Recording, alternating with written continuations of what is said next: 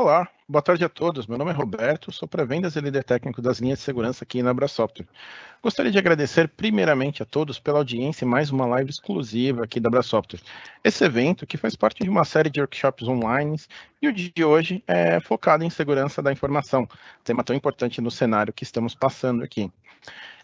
Antes, gostaria de convidá-los a seguir nossas redes sociais. Vocês podem utilizar o QR Code que está sendo exibido aí na tela, para que vocês possam se atualizar em relação aos próximos conteúdos e também acessar diversos conteúdos que foram gravados das diversas lives que realizamos. Vale lembrar que esse evento também está sendo gravado e será disponibilizado para que vocês possam revisitá-lo. Hoje, o tema, vamos abordar o conceito do SASE, do Gartner, que é uma estrutura em que os usuários e dispositivos têm um acesso seguro à nuvem, aplicativos, dados e serviços de qualquer lugar e em qualquer momento. Gostaria de salientar que o chat vai estar aberto aqui todo momento, vocês podem fazer suas perguntas, e após nós retornamos aqui para um bate-papo com as perguntas que vocês mandaram. Para aprofundar, dar um deep dive aqui sobre o assunto do SASE, temos a presença aqui do Bruno Nazaré. Ele é System Engineer da Broadcom e vai passar maiores explicações para nós. Bruno, eu te passo o bastão aqui, pode seguir com a apresentação e no final nós voltamos aqui com a parte das perguntas, beleza? Já, Roberto, obrigado aí. Vamos lá, deixa eu ver aqui. Primeira coisa, ligando a câmera, pra vocês verem que eu sou eu mesmo, né, de um robô que está aqui do outro lado. Vamos lá. Tudo bom aí, pessoal? Boa tarde. Quero compartilhar. Vamos ver aqui, vou compartilhar. Vocês estão vendo a minha tela? Estamos vendo, perfeito. Estamos vendo sim, Bruno, pode seguir aí. Então vamos lá, não está em mudo não, né? Então, também não, pode seguir, está tudo em ordem. Vamos então. Mais uma vez então, pessoal, boa tarde. Meu nome é Bruno Nazaré, eu sou engenheiro de sistemas aqui da Symantec Broadcom. E a gente vai então conversar um pouquinho a respeito do framework do SASE e como é que as soluções da Symantec Broadcom se encaixam dentro desse novo método, digamos assim, né, de acesso seguro às informações, às aplicações. Então, como que tudo começou? Mais ou menos em 2019, finalzinho de 2019, o pessoal do Gartner lançou um documento especificando um conceito, né, não de novas tecnologias, mas de tecnologias que deveriam ser agregadas para fornecer um acesso seguro, né? Mas por que foi lançado isso? Pela visão que eles tiveram, e o Gartner está sempre bem antenado com o que está acontecendo agora e o que provavelmente vai acontecer no futuro, praticamente pode-se dizer que eles tinham uma bola de cristal, né, para poder já propor esse tipo de framework, né? Na época eles estavam falando que era muito em relação à transformação digital, né, que todos os usuários eles estavam saindo de dentro das organizações, querendo acessar informação em qualquer lugar, as organizações mesmo já estavam pegando as informações e levando para fora, tanto por escalabilidade, simplicidade de operação, redução de custo também, porque você ficar mantendo um data center só para suas aplicações é um processo caro de você manter. Então, qual que foi a situação? Fazer os usuários que estão aqui do lado esquerdo do slide acessar o que está do lado direito. Só que no meio do caminho tinha um negócio chamado nuvem, a internet como um todo, que tem diversas ameaças e possibilidades de perda de informação. Quais foram as dores de cabeça que a gente tinha em relação a isso, né? Primeira coisa, experiência do usuário. Como é que você faz um usuário acessar aplicações que estão em data centers diferentes, localidades físicas diferentes, regiões diferentes, de forma diferente? Por exemplo, as aplicações legadas que estão dentro da sua organização. Como é que faz para esse usuário acessar essa informação? Fecha a VPN, beleza. Todo o tráfego dele vai ter que ir de fora para dentro via VPN, para depois sair.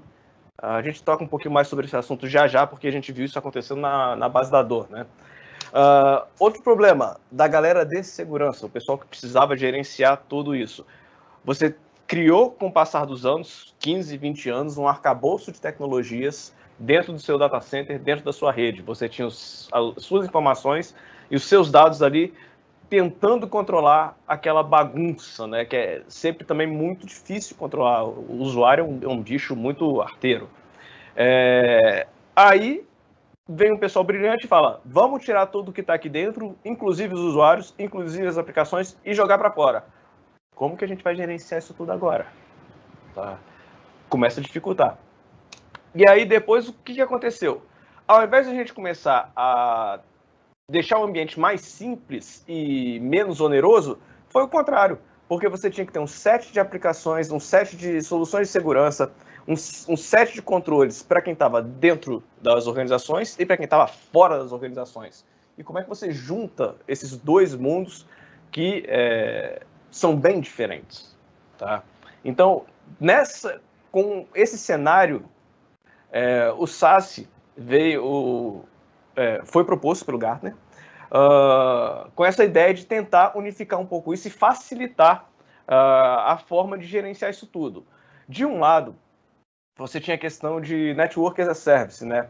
De você prover um acesso às informações de forma rápida, eficiente e que não desse dor de cabeça para os usuários se conectarem.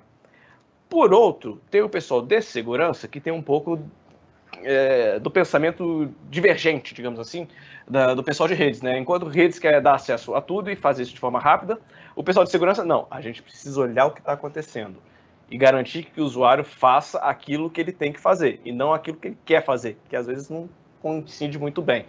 Então, o SASE veio juntar esses dois ambientes num único framework, para você ter um acesso rápido, eficiente, de forma segura.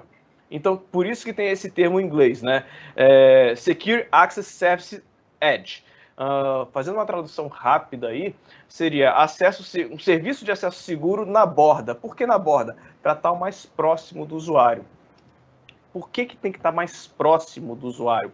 Para que a gente possa dar um acesso rápido e eficiente. Se você coloca toda a sua infraestrutura de segurança, de controle, longe do usuário, você tem um problema de latência muito grande.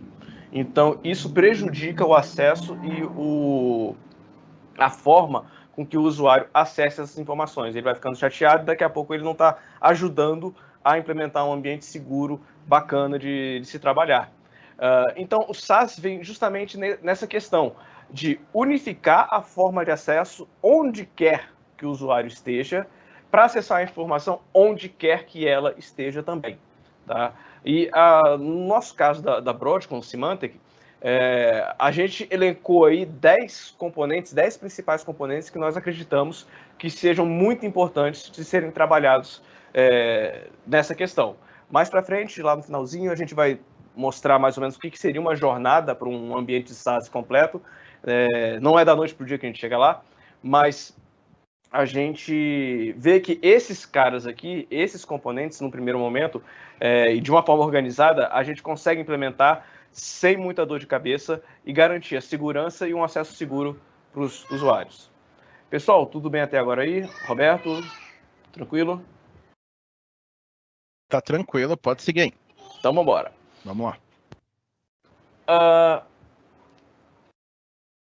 Fazendo aqui um testemunho, né, digamos assim, eu não vejo o escritório há mais de 365 dias. Por causa da pandemia, né? Então, muitas vezes, se tiver escrito aqui Digital Transformation também, essa questão de transformação digital, você pode tirar a transformação digital e colocar pandemia. Tá? A pandemia veio e acelerou essa transformação digital de uma forma que nenhum de nós esperava que viesse a acontecer, né? Agora todo mundo não, talvez seja um termo muito forte, mas muita gente trabalha de casa e vai continuar trabalhando de casa por bastante tempo, tá? Isso daqui que é um pouco das estatísticas que a gente tem. A gente nem está entrando aqui no viés político, se vai ter vacina, se não vai ter vacina, quando vai ter vacina. A gente estava conversando aqui no backstage da apresentação, mas as próprias organizações já estão conscientes que esse método de trabalho de todo mundo dentro de casa veio mais ou menos que para ficar, tá? Então, pesquisa do Gartner aí, foram 2 pesquisas que eles lançaram do ano passado, a primeira com o pessoal de RH, e o pessoal de RH falou, depois do Covid, 41% das pessoas ainda deve ficar um pouco mais até a gente se organizar para trazer o ambiente de trabalho, os escritórios tradicionais, ao que a gente precisa, tá? Porque vai mudar muita coisa. O que vai mudar exatamente, eu não sei. Por outro lado, o pessoal que cuida do dinheiro, o pessoal financeiro, tem um número mais arrojado, digamos assim, né? Que 74% deles acreditam que vai mudar muita gente para trabalho remoto e ponto, acabou. Você não vai ter essa questão de escritório para todo mundo mais. Conversando com muita gente da área de segurança aqui, Brasil, mais especificamente região de São Paulo, a quantidade de escritório que a gente viu fechar, reduzir, não vou falar que é assustador, porque visto isso tudo, já suspeitava que iria acontecer. E o que todo mundo deve ter percebido é que, de um jeito ou de outro, a gente conseguiu fazer o negócio funcionar. Então, por que não continuar dessa forma, desde que seja também um modelo saudável para os colaboradores e para as organizações também, tá? Talvez a gente consiga se entender e permanecer trabalhando dessa forma, tá? Pelo menos essa daí é a minha opinião pessoal. Não deveria estar falando aqui, mas anyway. Mudando então um pouco aqui a visão do SaaS, colocando alguns componentes de tecnologia dentro desse balaio, a ideia então é garantir um acesso seguro de forma controlada e com controle às aplicações. Então, qual que é a ideia? De alguma forma, no caso aqui, através de agentes nas máquinas, proxies no meio do caminho, equipamentos SD-WAN, a gente tem que agrupar esses usuários, capturar esses usuários, o acesso deles, e jogar para uma plataforma que a gente consiga começar a fazer os controles, tá? Então, aí que chega, por exemplo, a questão dos proxies, né, nessa história. Um proxy, ele vai garantir pelo menos aí essas 3 funcionalidades básicas, né? Garantir que o usuário é ele mesmo, isso entra um pouco na questão de Zero Trust.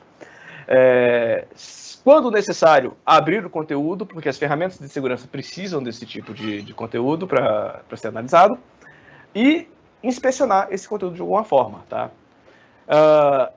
E o SaaS, ele coloca agora várias camadas extras de proteção e de controle dentro desse ambiente. Como que a gente vai utilizar essas camadas? Vamos pegar um exemplo aqui, tá?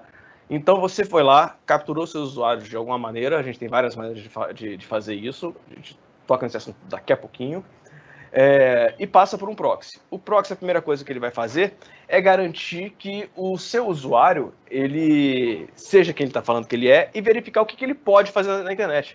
Quais são os sites que ele consegue acessar, quais são os conteúdos que ele consegue acessar, quais são as aplicações que ele consegue acessar. Para isso que a gente vai autenticar esse usuário. E a gente pode fazer isso integrado, por exemplo, com essas novas formas de autenticação moderna, baseadas em SAML, por exemplo, totalmente integrado, para garantir uma facilidade de administração, né? Chega esse negócio de você ficar armazenando uma senha para cada aplicação que você venha a ter dentro do seu ambiente. Então, SAML aí é vida nesse aspecto. Firewall tem que ter dentro dessas aplicações, nesse ambiente? Tem que ter nesse ambiente. Por quê?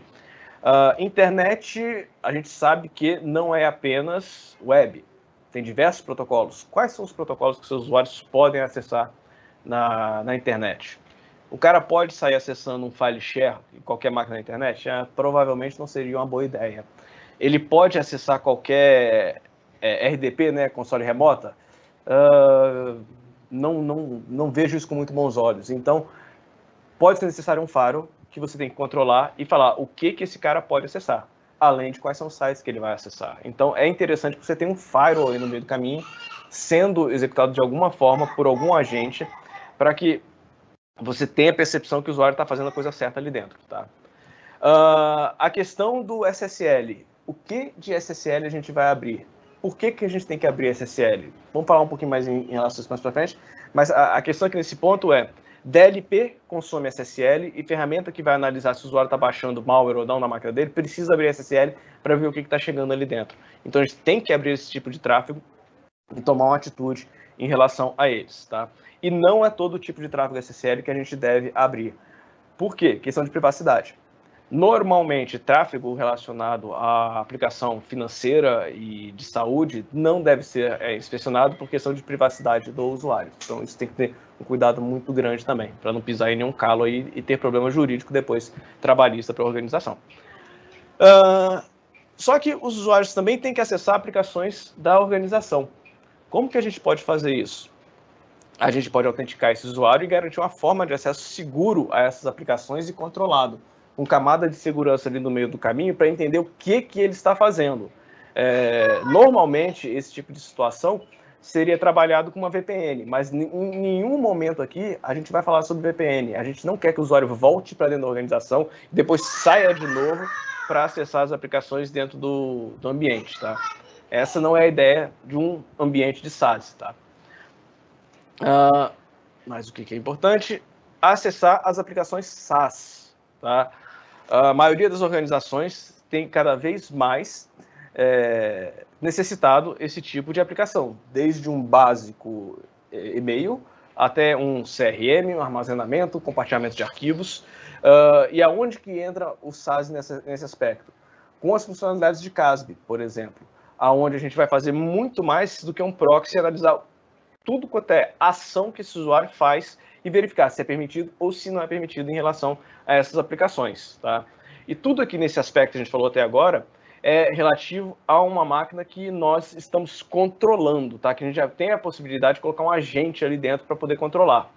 Tudo que isso é feito tem que também gerar os eventos de segurança e a gente precisa tratar isso. A galera de segurança adora jogar qualquer tipo de log, por exemplo, para um ambiente de CIEM, seja ele dentro de casa ou seja ele também hospedado em nuvem, que também tem e está funcionando muito bem esses dias.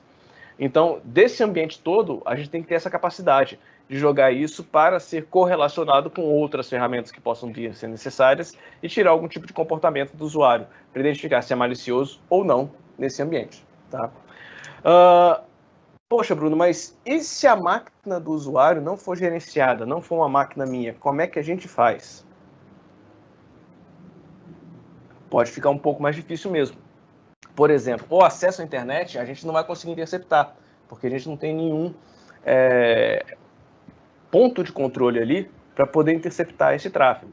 Mas se ele estiver tentando acessar as aplicações internas da sua organização, aí sim, a gente consegue colocar alguma coisa ali no meio do caminho para poder analisar o que o usuário está fazendo e garantir que é seguro ou não que ele possa fazer aquilo dali. Se as tarefas que ele está tentando executar são plausíveis ou não de serem executadas, tá?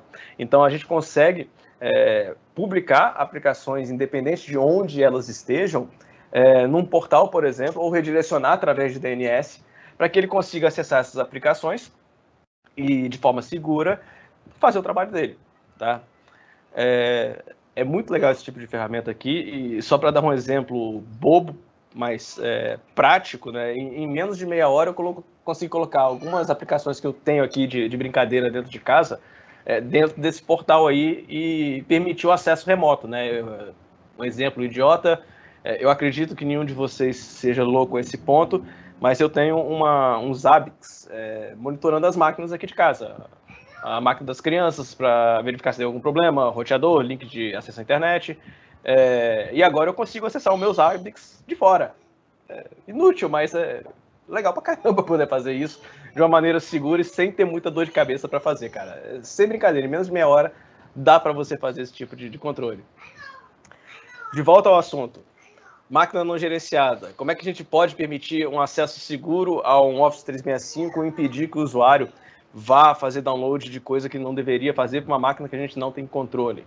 Então, CASB, integrado com a ferramenta que a gente vai falar já de isolamento de navegadores, Browser Isolation, dá acesso para ele, ele vai acessar o Office 365, ele vai conseguir fazer qualquer coisa ali dentro, mas se ele tentar exfiltrar alguma coisa, vai ser muito complicado dele fazer isso, tá? Não vai ficar nada prático dele fazer esse tipo de tratativa.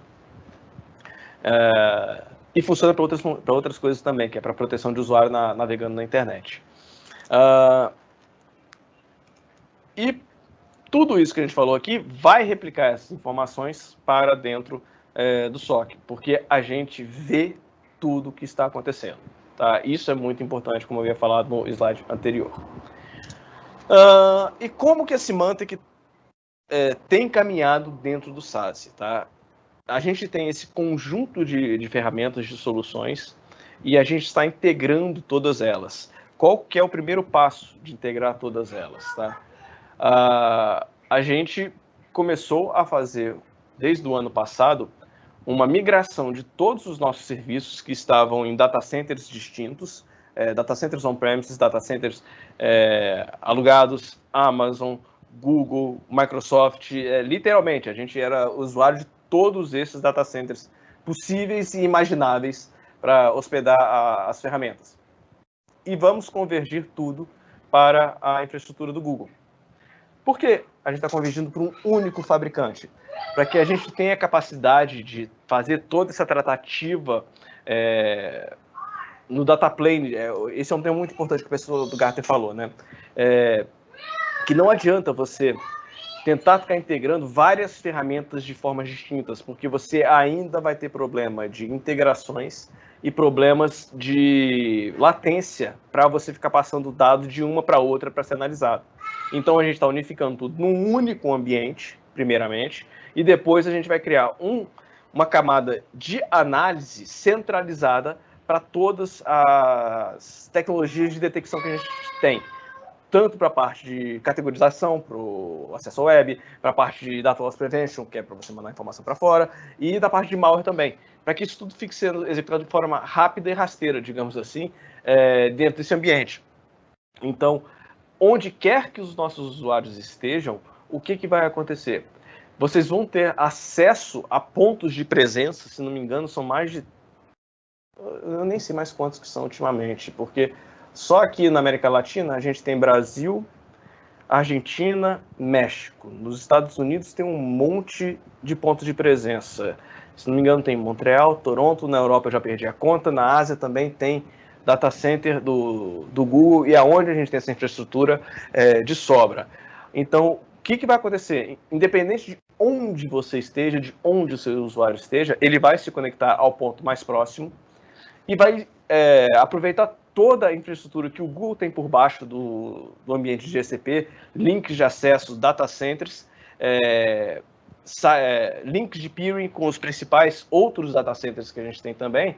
E caso seja necessário você fazer acesso a alguma aplicação que não esteja na infraestrutura do Google e seja um data center de terceiro, a gente não sai para a internet para fazer essa ligação depois com a aplicação fora.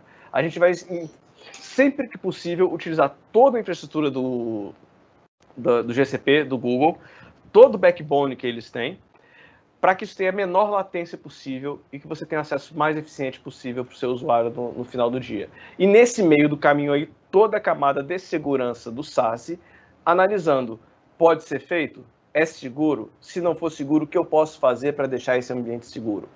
Tá?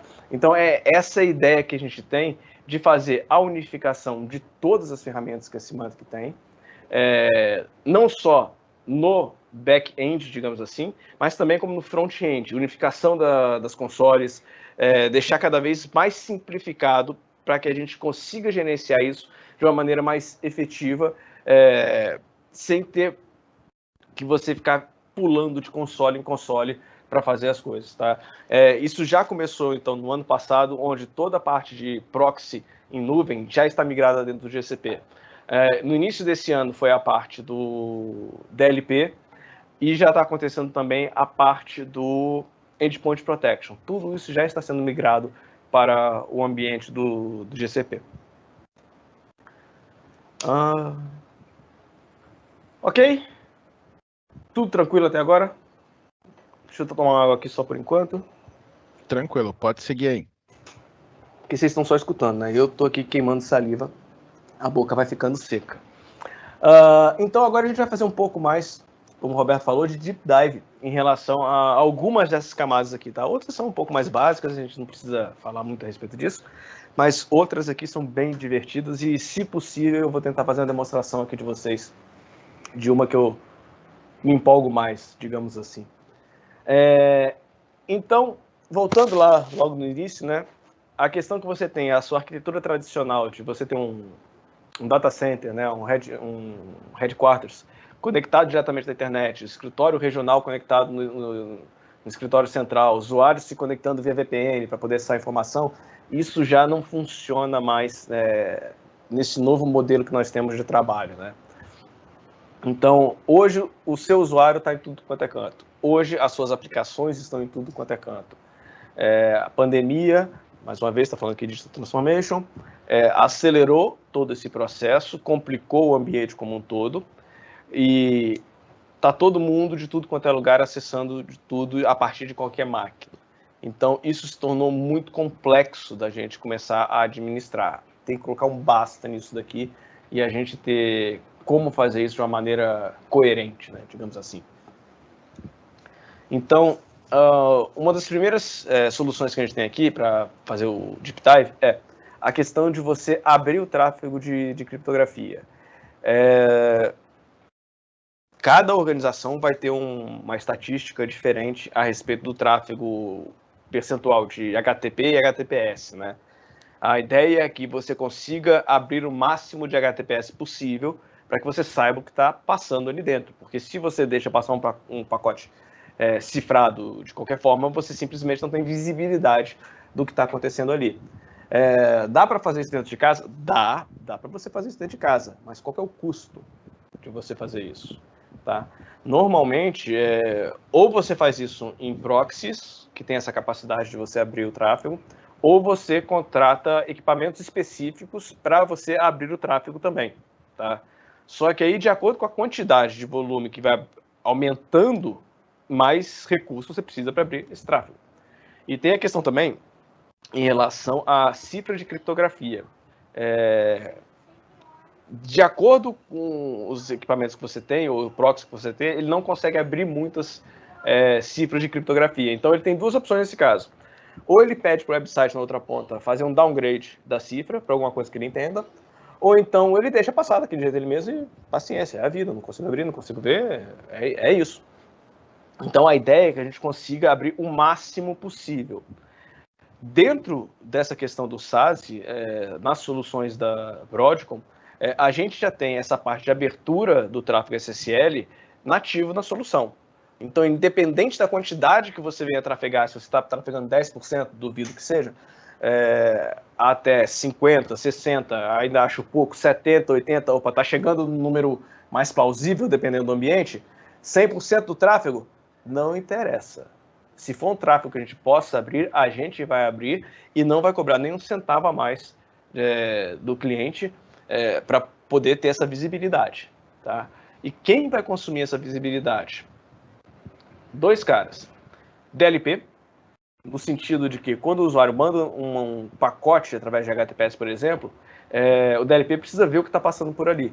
Então, toda essa parte de o proxy em nuvem vai abrir o que tiver que ser aberto. Lembra que eu falei que informação financeira e de saúde não é uma boa?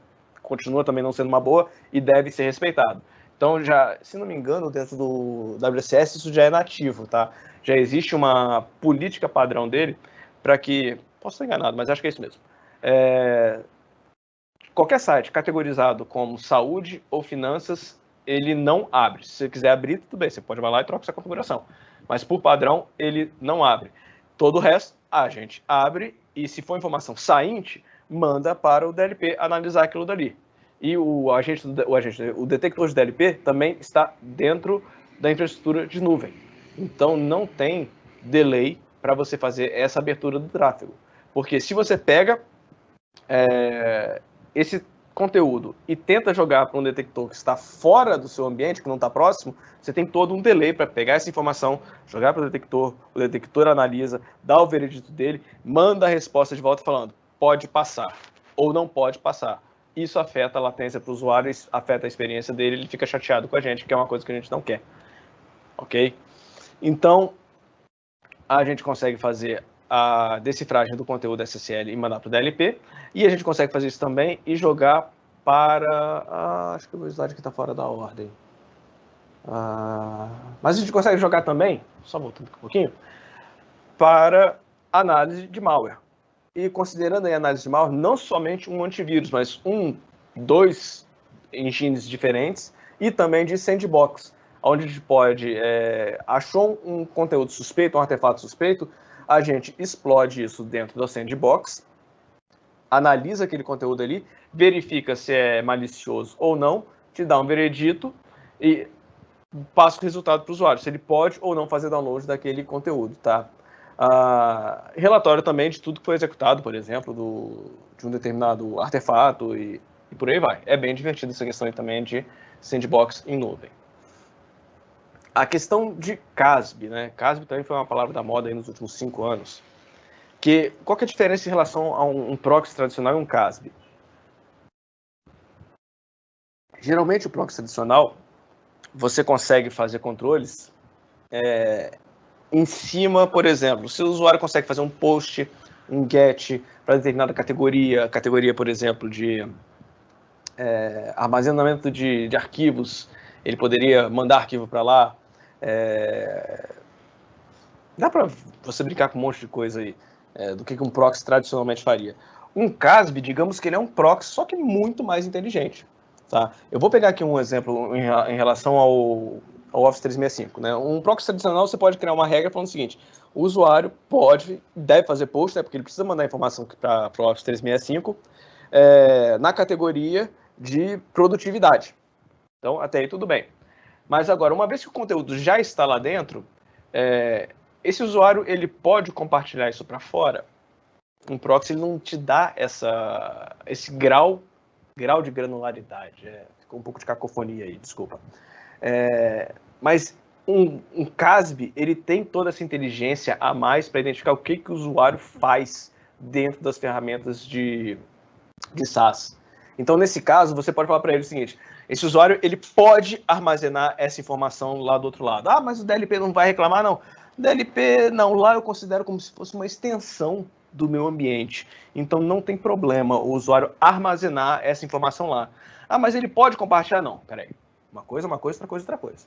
Armazenar lá, ele pode. Agora, compartilhar com o terceiro, não pode. Aí o usuário está querendo avacalhar com o ambiente. Mas ele pode compartilhar internamente? Internamente pode. Internamente tá de boa.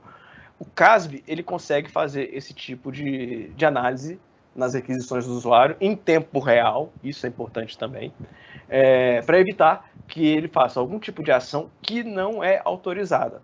E como o CASB também ele tem essa questão de analisar tudo que o usuário lá faz, ele consegue traçar um padrão de comportamento dos usuários. E você consegue estabelecer controles em relação a isso.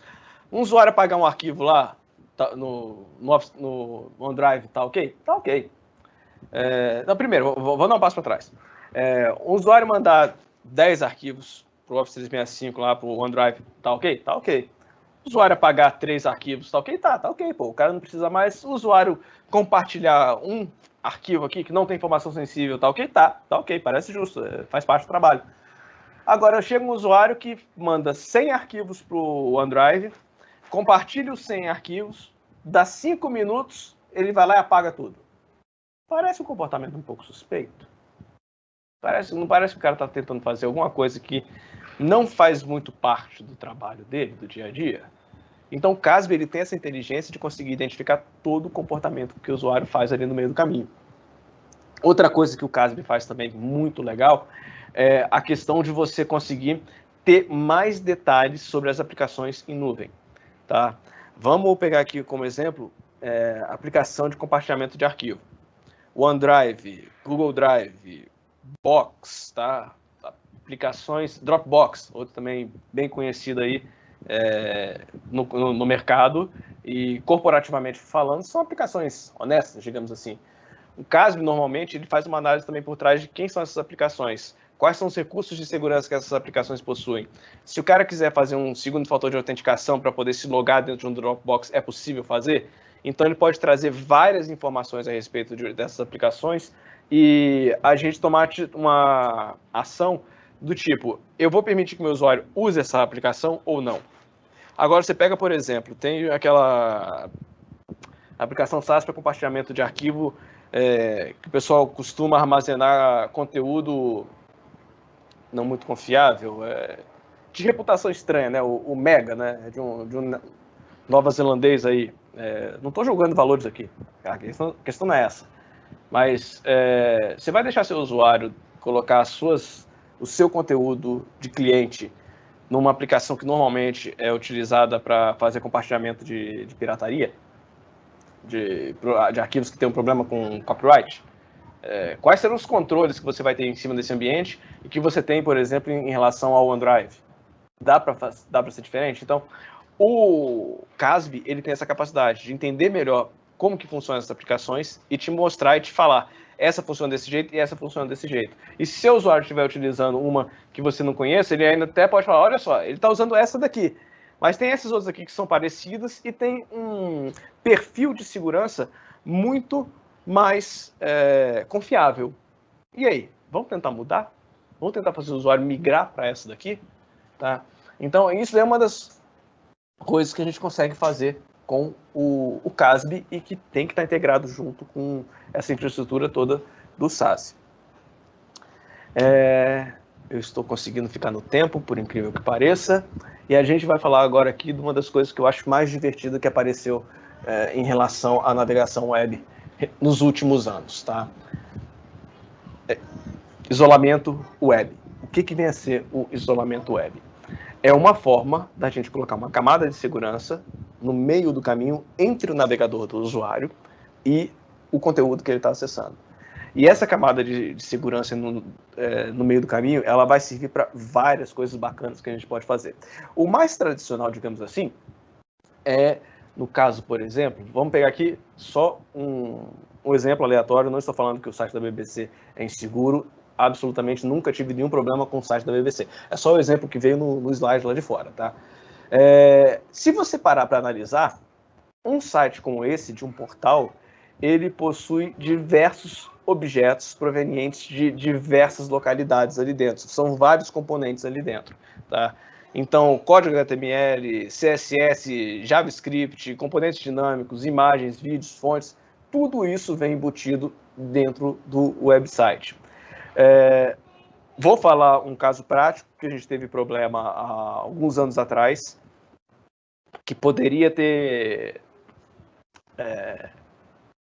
deixado o usuário mais contente. No final do dia a gente salvou a pele dele, mas ele ficou pé da vida com a gente, tá? O que aconteceu? Um portal de notícias nacional, não vou entrar em detalhes do nome, essa função, mas o que aconteceu? Da noite para o dia, o proxy da Broadcom, da Symantec, começou a bloquear ele, falando que ele era malicioso. Como pode ser um portal gigantesco, nunca teve problema de segurança? Não faz o menor sentido, vocês estão loucos. Isso, um cliente grande veio reclamando com a gente, com um cesto cheio de pedra, falando que a gente tinha classificado erroneamente, que era um absurdo a gente bloquear isso. Deu uma confusão danada, né? Aí a gente volta para dentro de casa e olha, peraí, vamos dar uma olhada com calma. O pessoal lá fora, eles não iam reclassificar isso daqui se eles não tivessem motivo lógico e plausível para fazer. A gente está navegando no site, daqui a pouco uma daqueles banners de propaganda, ele fala assim para a máquina, está na hora de atualizar o seu flash. A gente, como assim atualizar o flash? Esse site aqui não tem flash.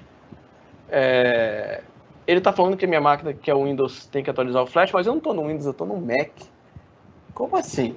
Isso está suspeito. Aí, putz, na hora a gente percebeu. Alguém invadiu o site de anúncios, que tinha um banner naquele portal de notícias, e a gente, por causa disso, a análise dinâmica do proxy identificou aquilo e cortou o acesso dos caras. Tá, legal. Por um lado, a gente protegeu o usuário da máquina dele ser infectada por um malware.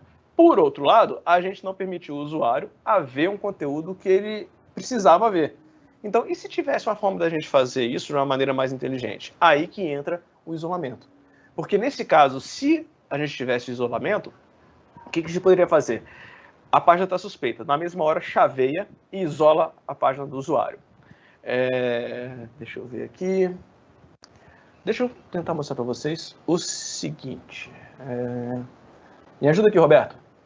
Tá vendo o navegador agora? Tô vendo aqui o navegador. Pode seguir. Então vamos lá. Eu vou abrir uma página daqui. Ou então vou fazer o seguinte. Para o pessoal não achar que é marmelada. Me diz uma página aí, da Brasoft não, alguma outra página aí também, e também, nada inapropriado, por favor. Deixa eu ver, qualquer site, pode ser wall.com.br. Mais comum. Isso daqui, pessoal, é a minha máquina, tá? Então tá aqui a página do wall. Normal. Não quero receber notificação. E eu vou fazer o seguinte, botão direito, view page source.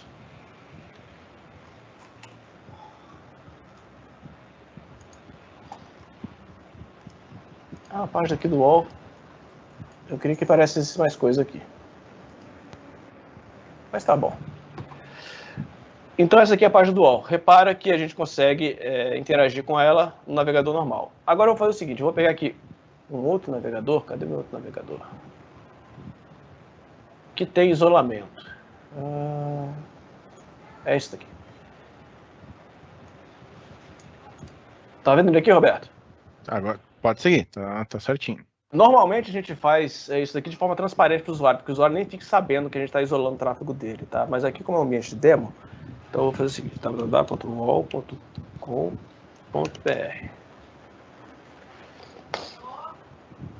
Deixa eu ver se tá aqui do lado uma da outra. Tá do lado uma da outra. Opa. Página do wall original, digamos assim.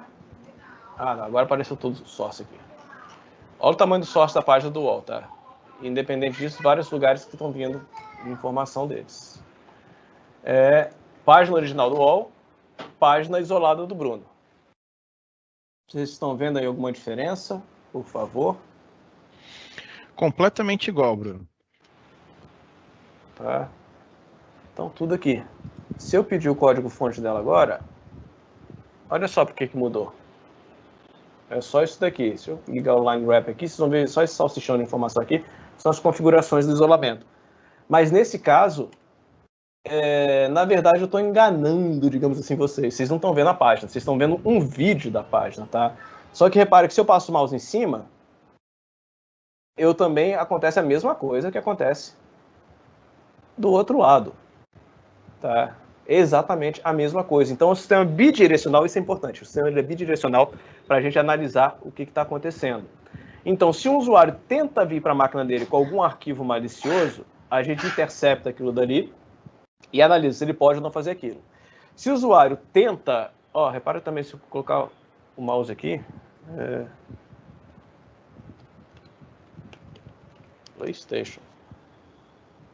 A busca funciona também. Tá? Vamos dar o mesmo resultado. Acho que está o mesmo resultado. 0,95. Só deu 2 resultados? Foi um pouquinho diferente aqui. Porque eu escrevi errado também, né?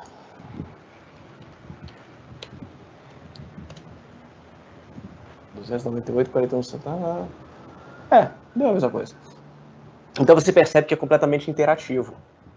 E a possibilidade que a gente tem de utilizar essa tecnologia aqui, que isola o usuário, que mas não é, digamos assim, o usuário ele vê tudo, ele interage com tudo. Como é que funciona? É simples. Toda vez que o usuário abre uma página dessas aqui, por exemplo, ao invés de abrir isso no navegador dele, a gente abre num outro navegador, numa infraestrutura em nuvem, e nesse caso, tudo que entra e sai daquele navegador, a gente consegue interceptar e analisar. Então, tanto que vai para a máquina do usuário, você imagina, por exemplo, que aparecesse aqui aquele pop-up falando: Bruno, você precisa atualizar o seu flash. Se eu clicar aqui para atualizar o meu flash, o que vai acontecer? Absolutamente nada, porque isso vai estar rodando na máquina virtualizada. Então, isso não tem nenhum problema. E se precisar pedir para mandar algum tipo de informação, o que acontece? É um navegador que eu conheço e que eu controlo tudo que ele está fazendo. Então, antes de eu publicar essa informação para chegar no site destino, eu posso falar o seguinte: manda para o DLP. Manda isso aqui para o DLP para avaliar se essa informação pode ou não pode sair da máquina do usuário. Então, a gente intercepta esse cara no pulo do gato. Tá? Isso é muito divertido. E a capacidade de segurança que você tem em relação a isso para o usuário, proteger o usuário e proteger também as aplicações, é muito legal. Eu vou dar um outro caso aqui, voltando aqui para a apresentação. Estou de volta aqui, Roberto. Tá vendo? Estamos vendo sim, pode seguir aí. Tá. Obrigado pela ajuda, cara. Então, o que a gente consegue fazer com o Isolation? A gente monitora todos os componentes e verifica o que está acontecendo ponto a ponto, tá? Isso é muito divertido. Então você pode falar o seguinte, por exemplo, para alguma... de volta ao caso lá do portal de notícia. Se tivesse o isolamento, o que eu poderia fazer? Ao invés de bloquear a página do usuário, eu deixo ele ver a página isolada. Vai estar lá com o banner contaminado, querendo atualizar o flash, tô nem aí. O usuário ele continua vendo, não gera caso de chamado de suporte, porque a página vai estar funcionando e para ele é o que ele quer ler a notícia mesmo, e ponto, acabou, e segue a vida. Tá? Agora, você imagina que vocês têm pessoas que são muito importantes e que podem ser alvos de ataques avançados. Eu posso chegar ao ponto e falar o seguinte, toda a navegação desse sujeito aqui, eu quero que seja isolada. Então, para ele, tudo será isolado. Poxa, Bruno, tudo? Tudo.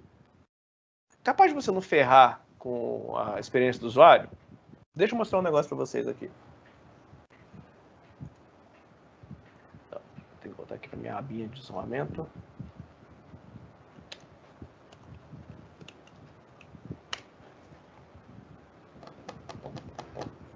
YouTube. Tá?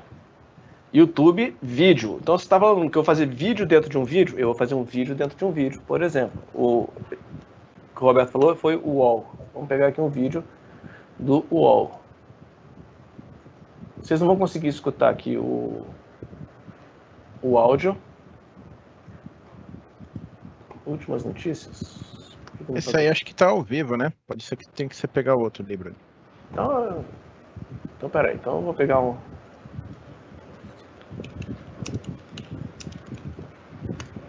Eu vi isso daqui hoje, achei um barato. Vocês não devem estar escutando aí o áudio, mas... Como é que tá o vídeo aí para você, Roberto? O áudio realmente não está saindo, mas o vídeo está muito bem fluido aqui, tá? Então tá aí o cara que eu vi hoje.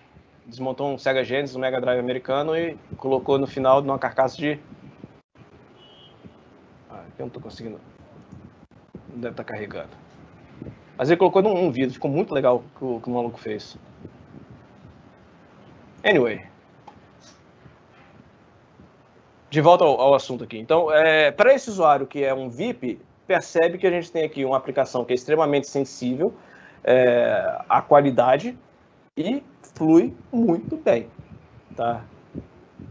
Esse aqui é o ambiente isolado. Tá? Aqui. Isolamento. Bem divertido, não? Uma outra funcionalidade de isolamento. Deixa eu fazer o seguinte aqui. Deixa eu parar o vídeo, que agora eu estou aqui com o vídeo buzinando no meu ouvido. E eu estou com o tempo estourando. Eu sempre sabia que estava o tempo. A parte de sandbox eu já falei.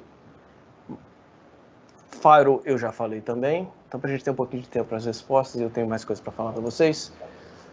Esse cara daqui, lembra que eu falei de você ter... Desculpa que eu estou abrindo a porta do cachorro sair. Lembra que eu falei de você ter a capacidade de publicar as aplicações dentro de casa para acessar de modo externo? Então, o Secure Access Cloud a gente consegue fazer isso. Então, a gente pode autenticar o usuário, um parceiro, um usuário remoto, com essas aplicações e dar acesso a, seja uma página web, um SSH, um RDP, tudo isso a gente consegue publicar, independente de onde esteja, se estiver na Azure, dentro de casa, na casa do Bruno, como o Bruno fez, por exemplo, e a gente consegue acessar essas informações de forma remota. E o isolamento web entra aqui no meio do caminho também. Por quê? A gente consegue interceptar a comunicação dele, redirecionar para acessar essas aplicações e monitorar tudo que ele está fazendo nessa aplicação.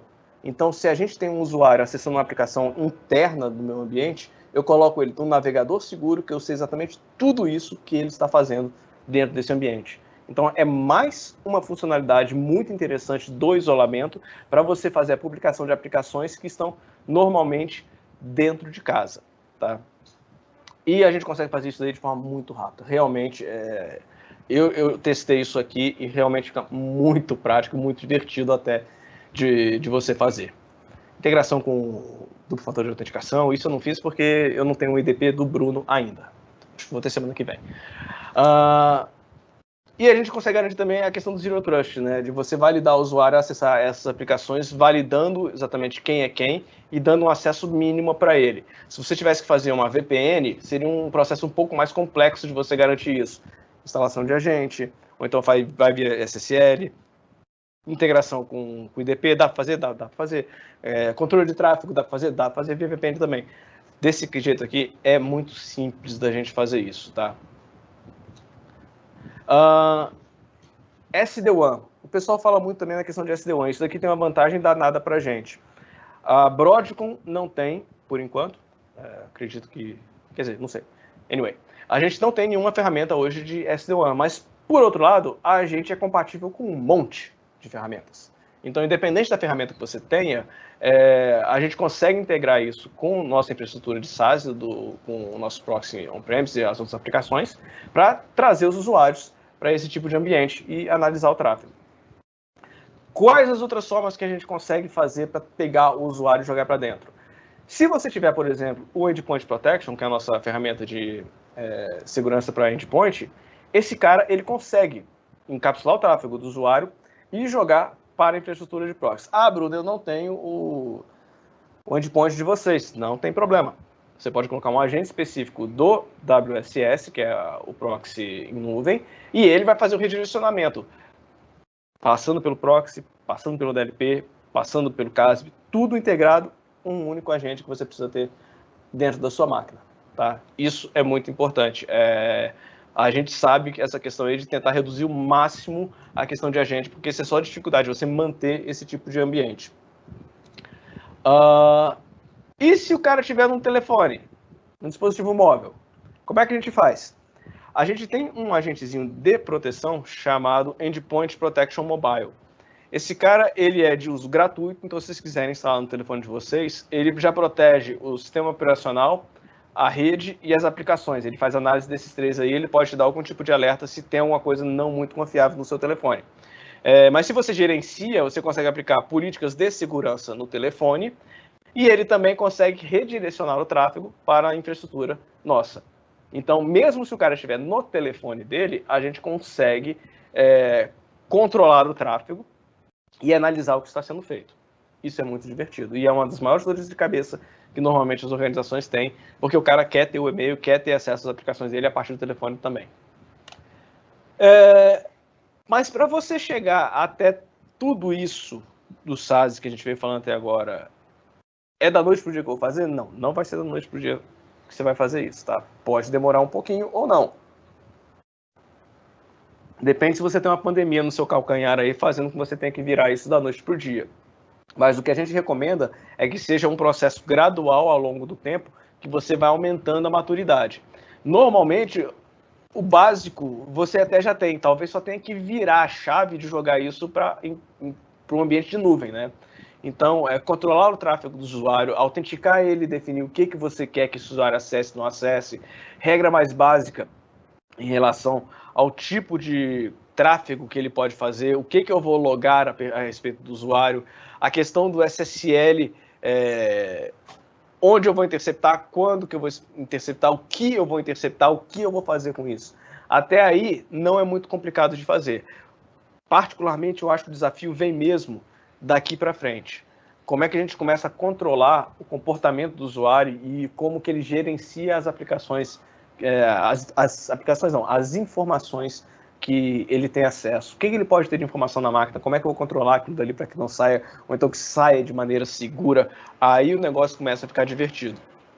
E chega até o final de você ter realmente um ambiente de Zero Trust, ou então de SaaS completo, onde você vai ter todo esse arcabouço de tecnologia e de controles implementados, e você tenha como controlar isso de maneira eficiente em conjunto do SOC. Tá? Finalizando aqui, só fazendo um recap aí de toda a minha falação, a Symantec Broadcom hoje consegue ajudar vocês a fazerem essa jornada para a nuvem e apoiando com base no framework do SaaS, a permitir que o usuário tenha uma melhor experiência na navegação e que, por outro lado, a organização tenha segurança e o controle de você fazer isso, né?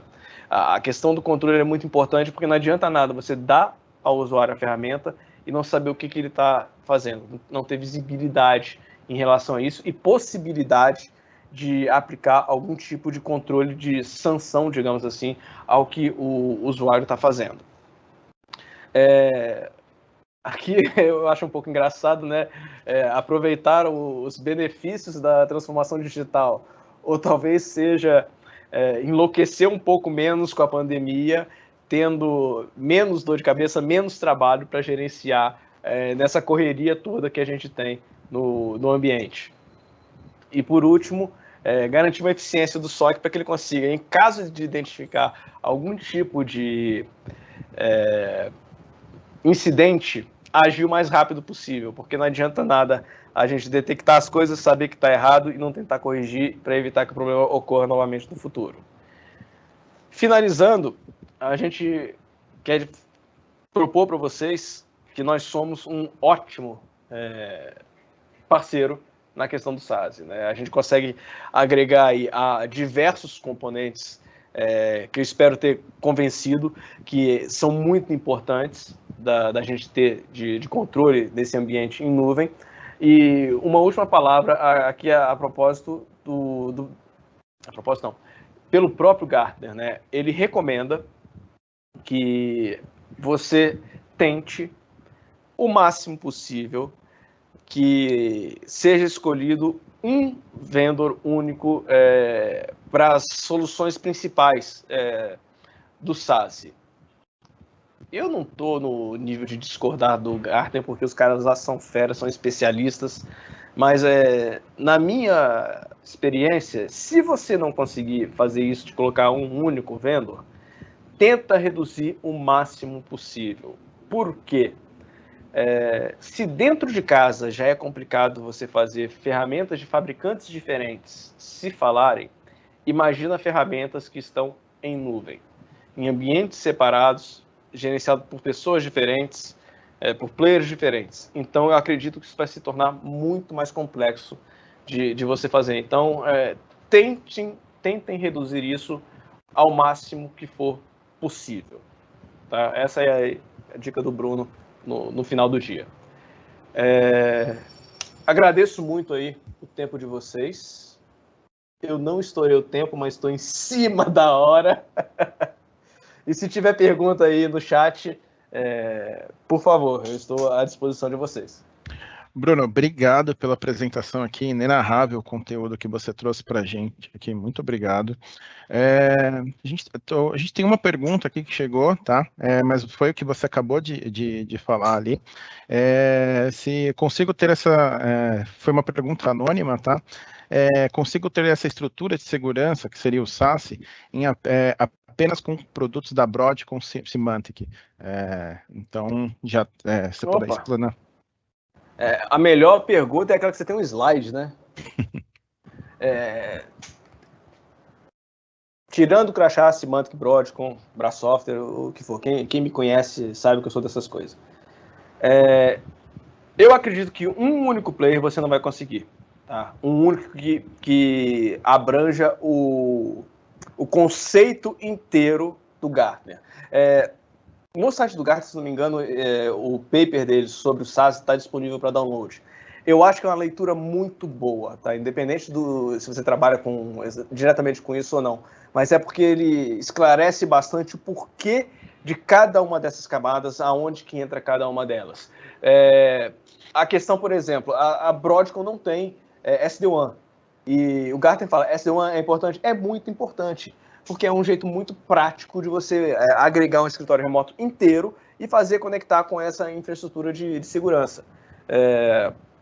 Então, um player só, eu acho difícil. Mas se você conseguir tentar reduzir isso a poucos players e que eles tenham afinidade, é o melhor dos cenários possíveis que a gente vai encontrar. Maravilha. Então, deixa aqui o espaço aberto antes de eu finalizar para suas considerações finais, Bruno. Novamente te agradeço aqui. Pode deixar sua mensagem. Só uma mensagem de agradecimento. Eu espero que vocês tenham se divertido o mesmo ou mais do que eu me diverti fazendo essa apresentação para vocês. E fiquem seguros em casa. Maravilha. Agradeço novamente a audiência de todos vocês aqui que acompanharam mais esse evento exclusivo aqui da Brasoftware, mais essa live. O conteúdo foi gravado, vai estar disponível para vocês em breve. E como o Bruno falou, o SD-WAN, sem sombra de dúvidas, aqui é uma peça fundamental para a implementação do SASE. E a Brasoftware tem um completo portfólio de produtos, como, por exemplo, Fortinet, Citrix, entre outros, que podem agregar no ambiente de vocês. Então, eu, como todo o time comercial da Brasoftware aqui, estamos à disposição. Podem falar conosco, nós temos todo o time para apoiá-los nesse processo aí de segurança do ambiente de vocês. Reforço aqui as palavras do Bruno, assim, fiquem em segurança, agradeço novamente a toda a presença de vocês nesse evento, e tchau, um bom dia, um bom término de dia e um bom término de semana. Até mais. Até mais, pessoal. Até a próxima.